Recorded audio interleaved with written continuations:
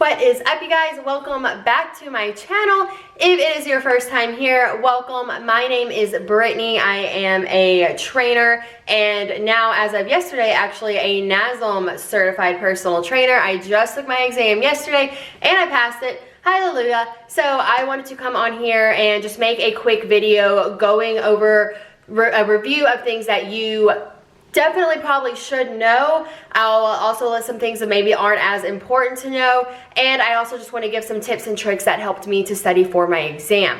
So I'm not able to go through and give you any exact questions, but I can definitely give you some insight on what may have been on my test that you should probably make note of to familiarize yourself with. Wink, wink. So I'm just going to break down my study guide, what I made for me and what helped me and what I remember kind of needing to be familiar with from what I can recall what was on my test.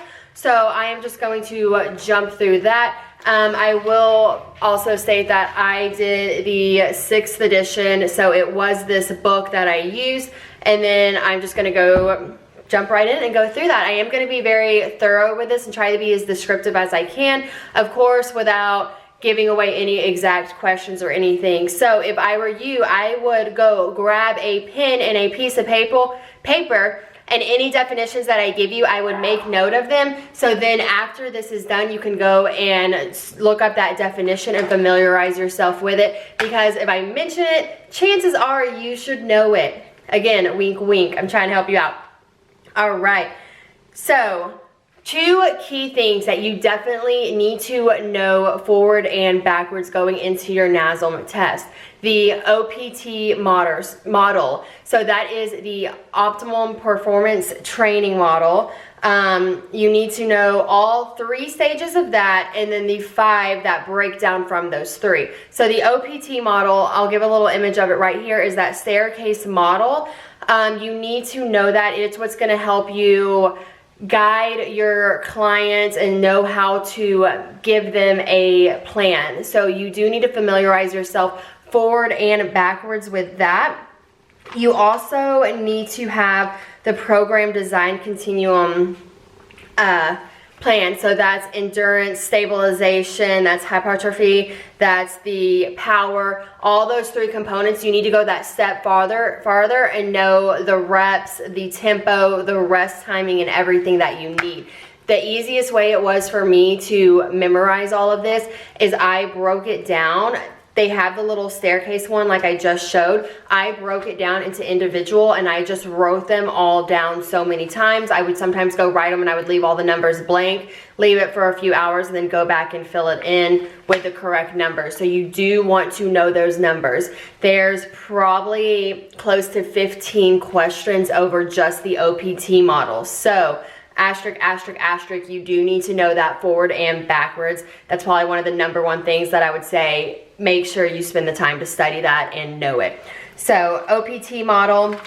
The second thing that I would say is a definite must know is the overhead squat assessment, as well as the overactive and underactive muscles, and what muscles are weak and what muscles are tight. So they do, again, ask probably anywhere between 10 to 15 questions on just the overhead squat assessment. And these can even be knowing what muscles are underactive, or knowing what muscle you need to foam roll if your knees turned in or your toes flare out. They ask several different questions, and it is tricky sometimes the way they ask them. So the best bet is to just know it forward and backwards. As far as those 2, read the chapters for sure. Do the study guides. I probably went through and did the end of exam quizzes on those 5, 6, 7 times, if not more. What I would do is if I missed one, when I would go back and review it, if I got it correctly, I would just read it just to review myself. If I got it wrong, I would write it down, and then I would make it a definition form. So whatever definition, if it was one, if somebody's in the overhead squat and they go down and they have a forward lean, what muscle most likely needs to be foam rolled? I would go down and write forward lean and go back through and just try to familiarize myself with those underactive and overactive muscles. So make sure that you go into depth knowing the overhead squat syndrome, as well as the underactive, overactive muscles, and what muscles are tight, what muscles are weak.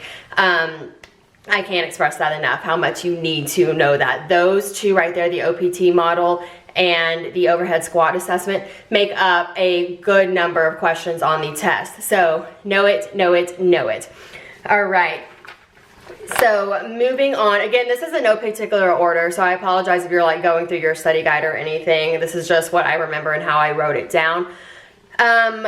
You do want to know, like going back on the OPT model, the phases of what their workouts are, which one have supersets. That's one that I wrote down as something that I must have had a couple of questions about.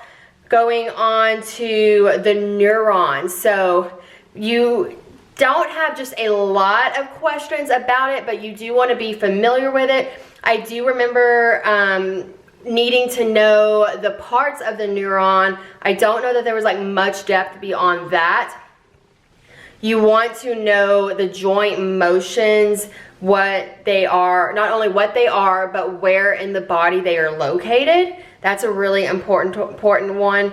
And then you also want to know the functions of the skeletal system. So going through the practice test, I remember that's a question that I had both times I took it, and you do have a couple of questions similar to that where you at least want to make sure that you familiarize yourself. So the skeletal system is something that you want to be familiar with. I wouldn't say knowing all of the bones is super important, but you do want to be familiar with the joints and where they are located at in your body.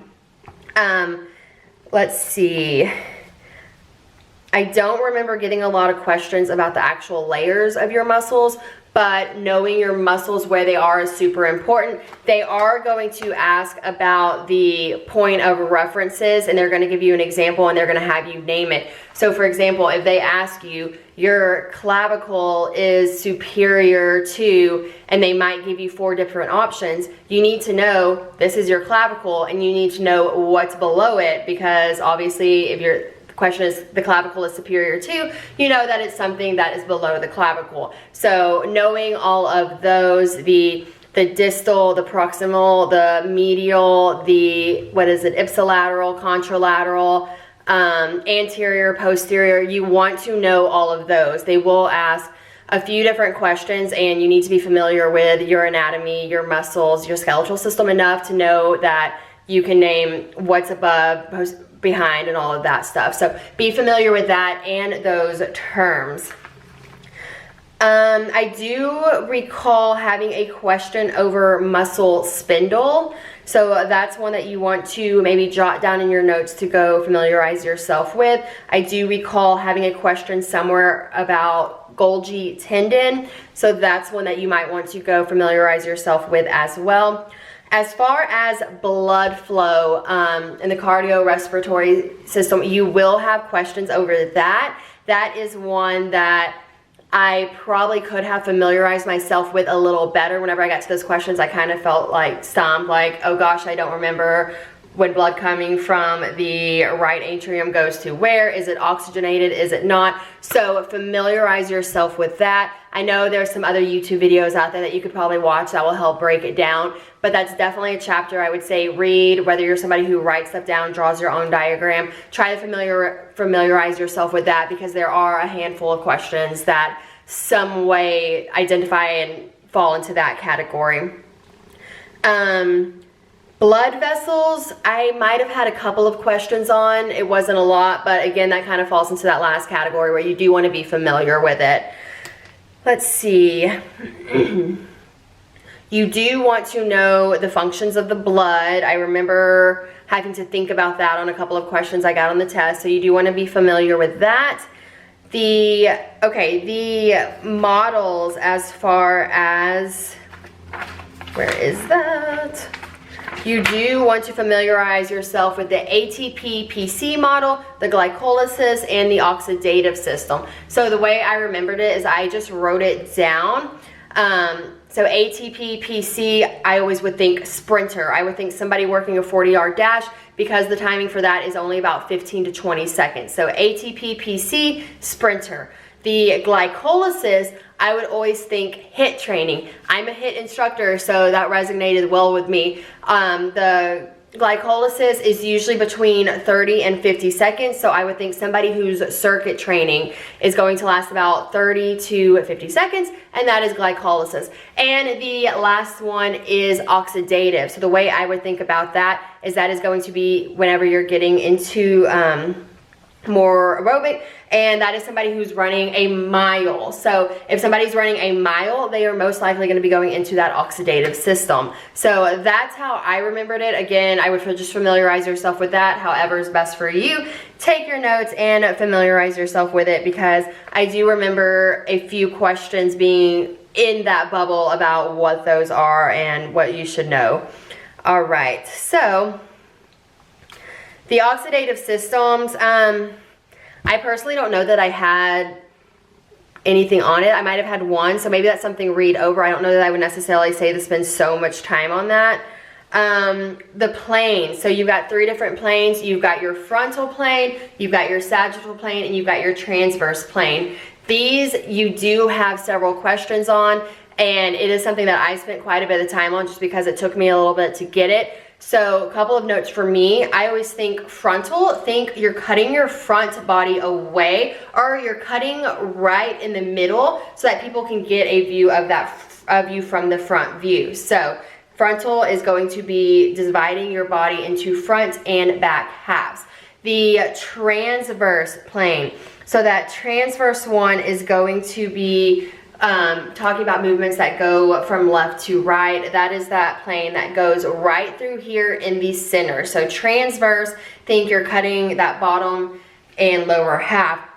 And then sagittal is that one that goes right down here in the center. So I'm going to give you another tip right here on how to study, a little tip that I use to help myself prepare. Listen to the Nasm podcast. It's by Rick Ritchie. You can literally go on any of the podcast platforms and type in Nasm podcast and it'll come up.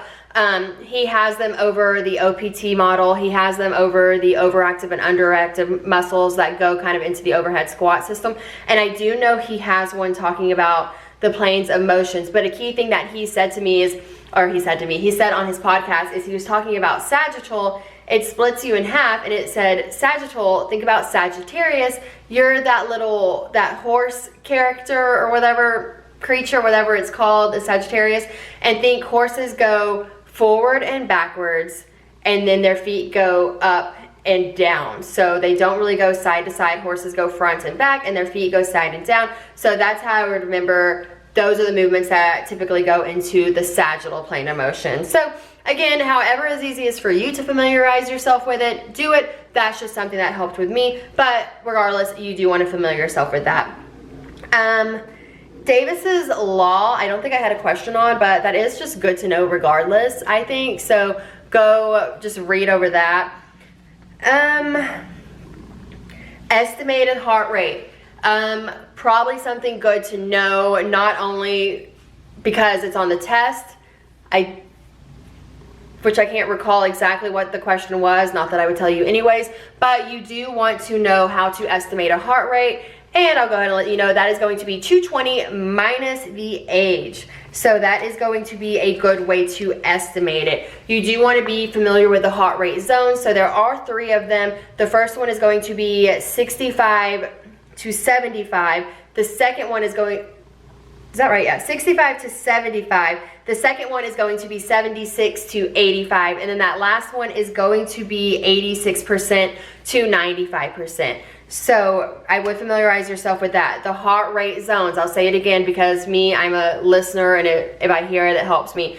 So zone number 1 is going to be from 65% to 75%. Zone number 2 is 76% to 85%. And zone number 3 is 86% to 95%.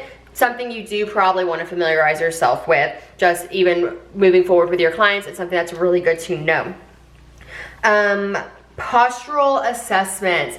So I know that I already talked about the overhead squat assessment. You also want to be familiarized with the upper cross syndrome, lower cross syndrome, the proprio, I'm blanking right now. Which one is it? I'm blanking right now, but the one where your knees typically go in,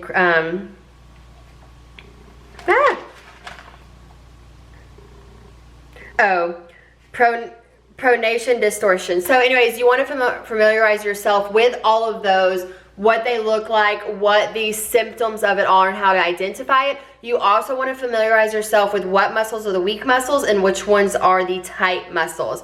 Again, the way that they kind of want to make their question seem is, if this is the issue, what muscle needs to be foam rolled? What muscle needs to be stretched? How might you suggest that they stretch or work this muscle? So it is kind of confusing. So I'll say it again. Know the overhead squat assessment forwards and backwards. All right, moving on. BMI you want to be familiar with. Obviously, that's just a good one to know regardless.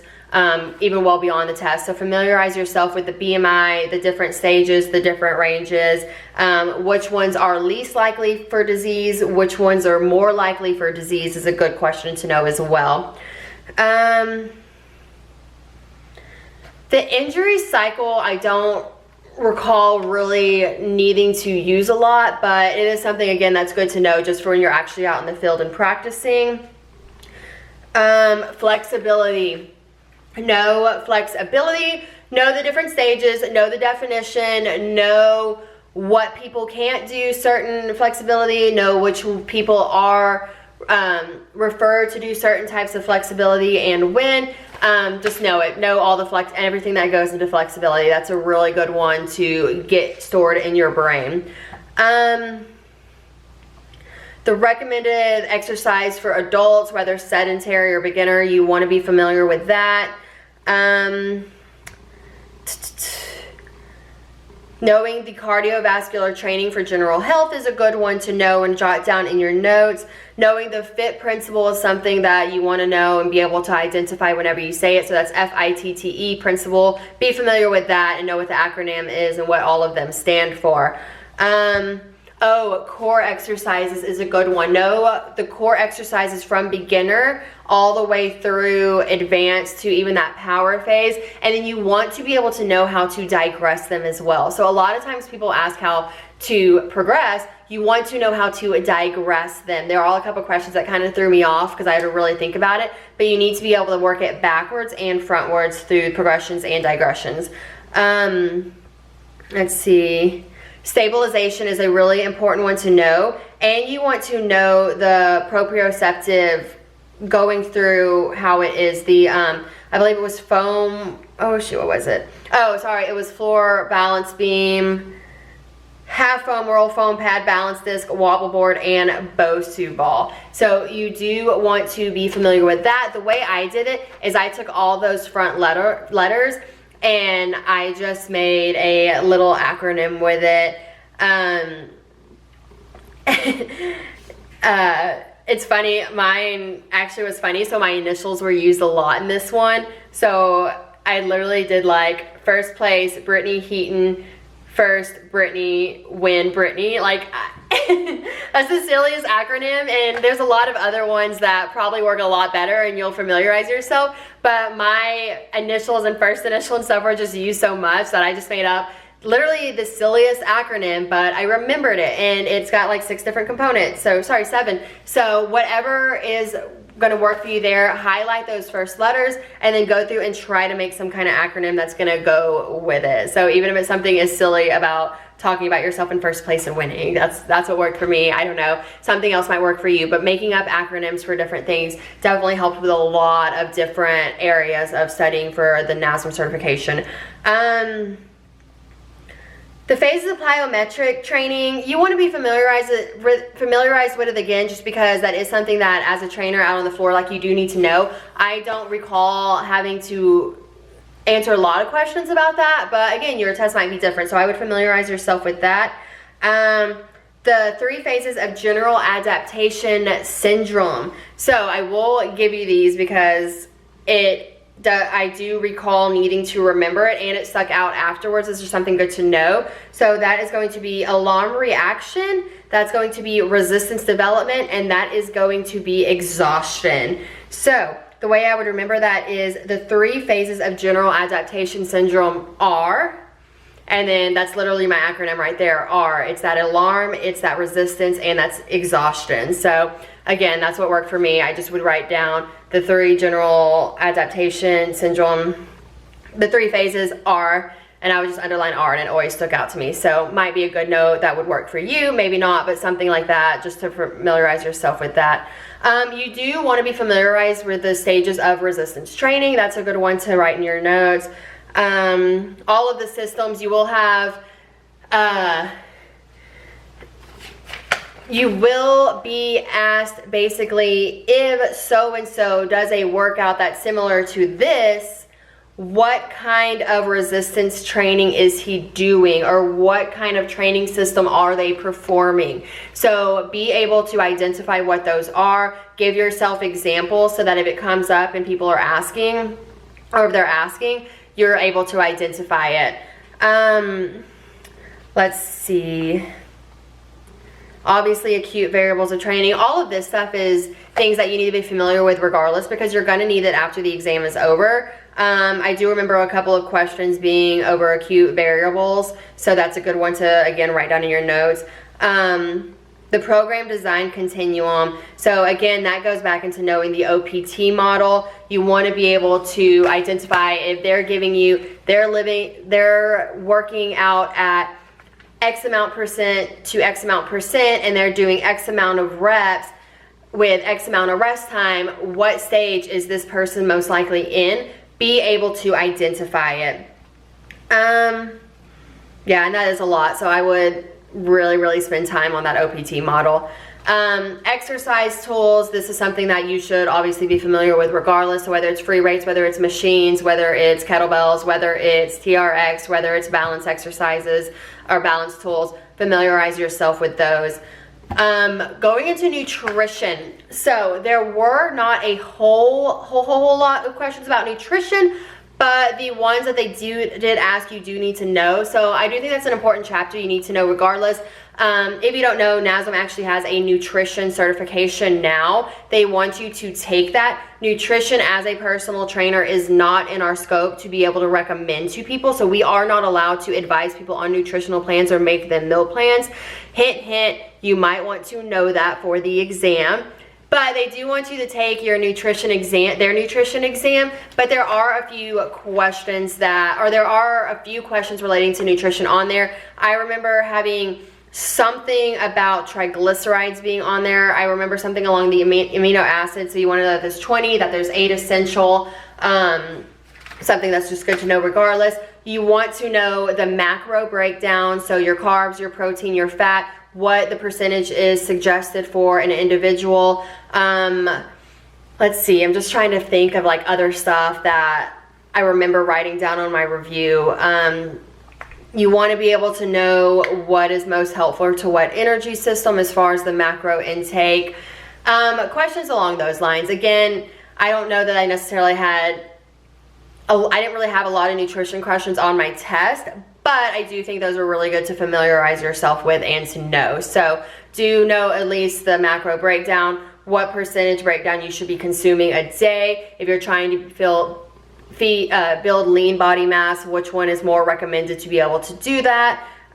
Which one is going to be more likely to help you with that energy, that lasting energy? So those are good questions to be able to write down and try to familiarize yourself with, that you will be able to at least. All right, guys, I'm gonna try to wrap it up for you here. My computer is actually, sorry, my camera is actually about to die and it just cut off on me. So I'm gonna try to wrap it up for you here. Be familiar with some of the vitamins. That's a good one that you can suggest for people to consume. Be familiar with the 5 stages of change. Don't only just know what those 5 changes or those 5 stages are, but be able to identify them. So just to give an example, if somebody is in the pre-contemplation stage, you know, it might give examples of that person. You have to identify it. So it might say, if a person is thinking about changing in the next 6 months, what stage are they in? And it might list a few. So just be familiar with that and what, how to identify where a person's at. Be able to understand how to communicate with a potential client and client That's really important. You do need to know the continuing education. I believe it's, what is it? You have to take 2 continuing education within 2 years. Different things like that. You need to know if there's an emergency, what to do. And this isn't stuff that I'm saying is on the test. This is just stuff I'm saying that you do need to be familiar with. So if there's an emergency, what kind of things you should do, or what the process, the step is that you should do. I believe I did have a question that was somewhere over SMART goals talking about it. I don't remember exactly what, but familiarize yourself with SMART goals. And barriers to exercise. Barriers to exercise is another good one to know. But yeah, that's pretty much for the most part what I wrote down. Now I do want to talk about just some tips and tricks that I did that helped me. So I'm going to break down that. So I am someone who, I have muscle memory. I love writing stuff down. That's how I learn it. I did go through and read the book. I read all the chapters. I read all the definitions on the side. I read all the summaries, and I did all the quizzes at the end. So what I would typically do is I would read a chapter, and then I would go immediately read the summary and everything, and then I would go take the quiz. And again, the quiz I took sometimes, some of them I took up to like probably 10, 12 times, no kidding. And then every single time I took it, I would go back through and review it. And from there, every single question I missed, I wrote down. And sometimes I would, because if it was the same question I missed several times, I would rewrite it in a different way just so I would learn it better. And then what I started to do at the end, I wish I would have done it before because it would have helped me out a lot better. I did start just writing it in a notebook, but I would write them on note cards. So I would write it with the answer in the front, and then I would write the question on the front, and then I would write the answer on the back. So then that would just go into my note cards, and I would just study with it. Having note cards was a huge help because a lot of times at work, between classes, or whenever I was just at home, I could just read through them and review myself. So I would do that. Read the chapters, take the chapter quizzes at the end, familiarize yourself with that. Try to keep cautious of what you're seeing a lot of, and familiarize yourself with it.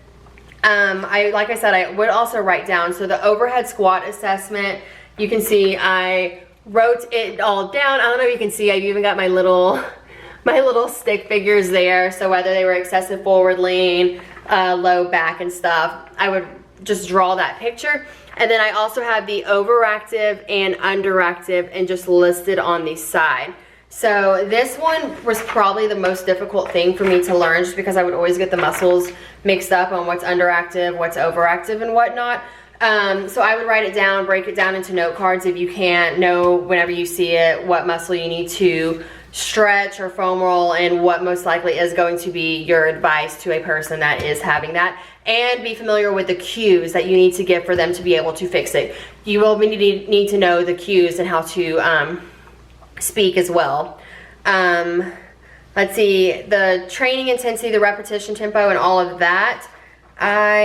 So this is kind of coming off the OPT model. So same thing, I broke down the OPT model. I don't know if you can see that, into the different stages. I wrote down the specific adaptation that you're working on, what phase you were in, and the progression method. So those are all things that I would familiarize yourself with as well. And then I actually went into a little bit more in depth, where I put, if they're in hypertrophy, how many reps are they doing, what percentage should they be working in, the goal of that, as well as the tempo. So those are 2 things I would suggest break down and be able to know. Stabilization continuum is one that you need to familiarize yourself with. A lot of progression stuff. So from the stabilization continuum, the way I always had to remember, okay, 2 feet floor, that's the most stable. 1 foot floor, that's a little less stable. 2 feet on a balance disc, that's less stable. And then 1 leg on a balance disc is the least stable. So you just have to think about it. 2 floor, 1 floor, 2 on a stabilization progression, 1 on a stabilization progression. Same with, okay, 2 arms, and then you're gonna go into alternating arm. and then you're gonna go into one arm. So just be familiarized with that. Review it again, even if not just for the test. That's something that you need to know long-term going over or going into being a Nasm personal trainer. Alrighty. All right, guys, I think that might be really it. The podcast, like I said, really did help me. So if I can just leave you with like a few little tips, read the chapters, definitely read it. Even if you think you can skim by it and learn it, you may be able to do that, but you do need those information to be a good personal trainer.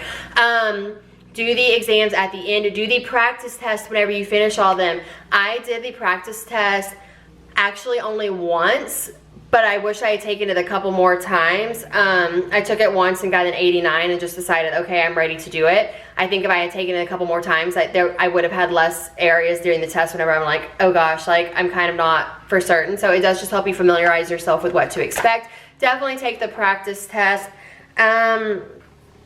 No effective communication skills. Again, the podcast is something that really helped me. This is not a route to take in replacement of studying and reading the book, but it is good to verbally hear it and be able to refresh yourself with. So for example, I would study the overhead squat, the under and overactive muscles, the OPT model. And then what I would do is I would go to that podcast and I would put on that exact podcast and go for a walk or go for a drive or something after I had already reviewed it, because it just helped me to hear it from somebody else and hearing how they explained it. So I probably listened to the entire podcast within a 2-week period. They're all about 20 minutes long. Again, it's Rick Ritchie. He's great. He's super informative. He sometimes has guests on there, and that's just something that I think helps you to stay relevant regardless, long beyond taking your test. But yeah, guys, I think that's pretty much all I have. If you have any questions just about the test and how to prepare, feel free to comment down below. I'm more than happy to kind of help and give some tips and tricks. Again, I will not be giving any exact answers that I had on the test, but I'm more than happy to give you tips and tricks. Oh, another thing, I know that I said there weren't a lot of questions about the muscles, but you do want to be familiarized so you can know that their proximity and whatnot. If it asks about that point of reference, poke a muscle, which I'll link down below. Poke a muscle is a game where it's like you literally like poke the muscle and name it. I got to where I would do that for like 10 minutes in the morning, like whenever I was waiting for my coffee to be made or I was drinking my coffee. I got to where I would make that, and one, it was a good way just to wake up and kind of get your brain stimulated, but it also does help you familiarize yourself with the anatomy. So poke a muscle, I will link that down below. But yeah, guys, I hope this helps you out. Good luck whenever you take your test. You're gonna do great. I know you will. Study, prepare, read, whatever you gotta do. Ask me any questions. I am here to give any tips and advice. But yeah, guys, good luck on that test, and let me know if you ever want to see any more videos like this, because I actually really enjoyed making it, even though it's a little bit out of my scope from what I usually do. So bye, guys. We'll see y'all next time. If you did like this video, please give me a thumbs up. Bye.